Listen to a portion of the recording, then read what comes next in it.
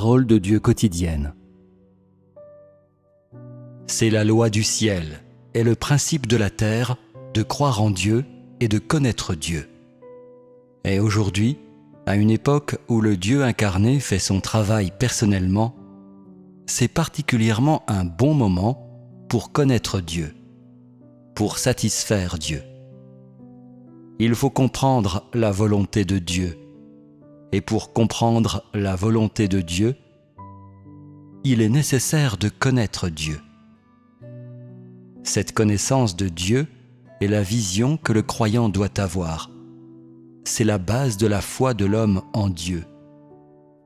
Si l'homme n'a pas cette connaissance, alors sa croyance en Dieu est vague et repose sur une vaine théorie. Bien que ce soit la résolution de tels gens de suivre Dieu, ils n'obtiennent rien. Tous ceux qui n'obtiennent rien dans ce courant sont ceux qui seront éliminés, et ils ne font que le strict minimum.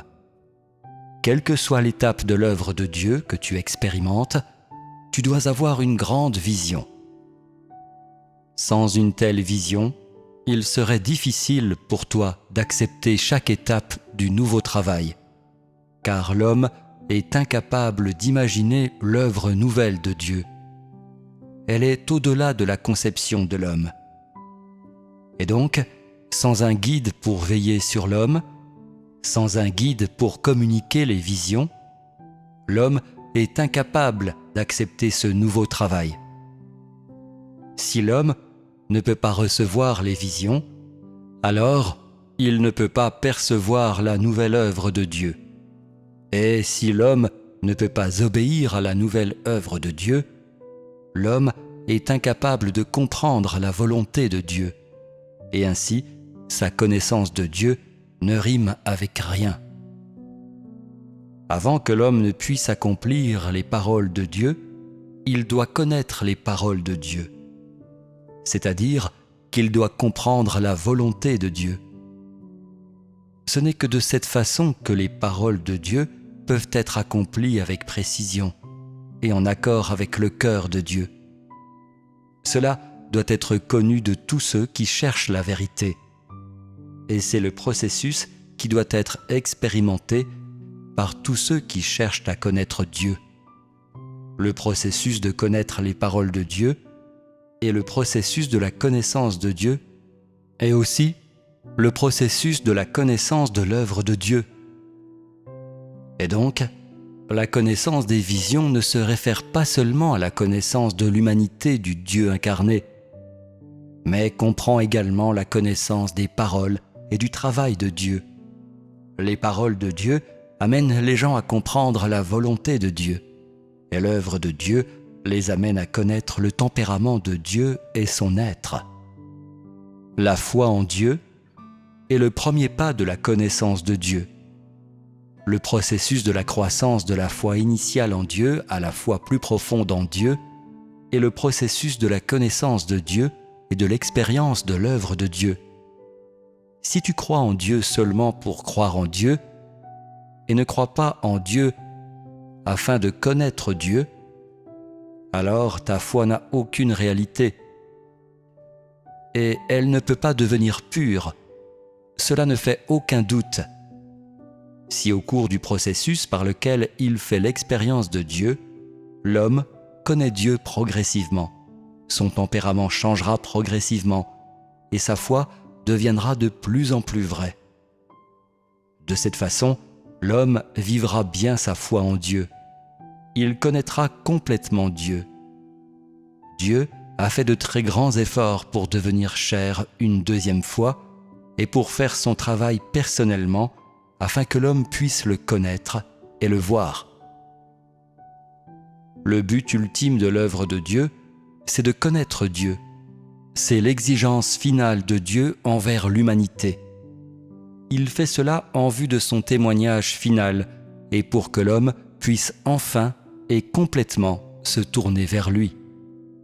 L'homme ne peut aimer Dieu qu'en connaissant Dieu, et pour aimer Dieu, il doit connaître Dieu. Peu importe la façon dont il cherche ou ce qu'il cherche à gagner, il doit pouvoir acquérir la connaissance de Dieu. C'est la seule manière pour laquelle l'homme peut satisfaire le cœur de Dieu. Ce n'est qu'en connaissant Dieu que l'homme peut vraiment croire en Dieu. Et ce n'est qu'en connaissant Dieu qu'il peut vraiment vénérer Dieu et lui obéir. Ceux qui ne connaissent pas Dieu ne peuvent jamais vraiment obéir à Dieu ni vénérer Dieu. Connaître Dieu comprend la connaissance du tempérament de Dieu, la compréhension de la volonté de Dieu et la connaissance de son être. Cependant, tous les aspects de la connaissance de Dieu requièrent que l'homme paie un prix et requièrent la volonté d'obéir sans laquelle personne ne pourrait suivre jusqu'au bout. L'œuvre de Dieu est trop incompatible avec les conceptions de l'homme. Le tempérament de Dieu et son être sont trop difficiles pour que l'homme les comprenne. Et tout ce que Dieu dit et fait est trop incompréhensible pour l'homme. Si l'homme veut suivre Dieu, mais ne veut pas obéir à Dieu, alors l'homme n'obtiendra rien. Depuis la création du monde jusqu'à aujourd'hui, Dieu a fait beaucoup de travail que l'homme n'a pas compris et qu'il a trouvé difficile à accepter. Et Dieu a dit beaucoup de choses qui font obstacle à la guérison des conceptions de l'homme. Néanmoins, il n'a jamais cessé son travail, bien que l'homme ait trop de difficultés. Il a continué à travailler et à parler. Et même si un grand nombre de guerriers sont tombés, il fait encore son travail et continue de choisir des groupes de gens qui sont prêts à obéir à son nouveau travail. Il n'a pas de pitié pour ces héros tombés, mais il valorise plutôt ceux qui acceptent son nouveau travail et ses paroles. Mais à quelle fin travaille-t-il de cette façon, étape par étape? Pourquoi élimine-t-il et choisit-il toujours des gens? Pourquoi utilise-t-il toujours une telle méthode? Le but de son travail est que l'homme le connaisse et qu'il soit ainsi acquis par lui. Le principe de son travail est de perfectionner ceux qui peuvent obéir à l'œuvre qu'il fait aujourd'hui, et non de perfectionner ceux qui obéissent à son travail du passé, mais s'opposent à son travail d'aujourd'hui. C'est exactement la raison pour laquelle il a éliminé tellement de gens. La leçon de la connaissance de Dieu ne peut pas être apprise en 1 ou 2 jours. L'homme doit accumuler des expériences, il doit souffrir et connaître la véritable obéissance. Tout d'abord, commence par le travail de Dieu et ses paroles. Tu dois comprendre ce que la connaissance de Dieu inclut, comment acquérir la connaissance de Dieu et comment voir Dieu au cours de tes expériences. Tous doivent faire cela quand ils ne connaissent pas encore Dieu. Personne ne peut comprendre le travail et les paroles de Dieu sur le champ, et personne ne peut parvenir à une connaissance de la totalité de Dieu en un temps bref. Le processus de l'expérience est nécessaire, sans lequel personne ne peut connaître Dieu ou vraiment suivre Dieu. Plus Dieu travaille, plus l'homme le connaît. Plus le travail de Dieu est en désaccord avec les conceptions de l'homme, et plus la connaissance que l'homme a de Dieu s'approfondit et se renouvelle. Si le travail de Dieu ne changeait jamais, alors l'homme n'aurait qu'une pauvre connaissance de Dieu.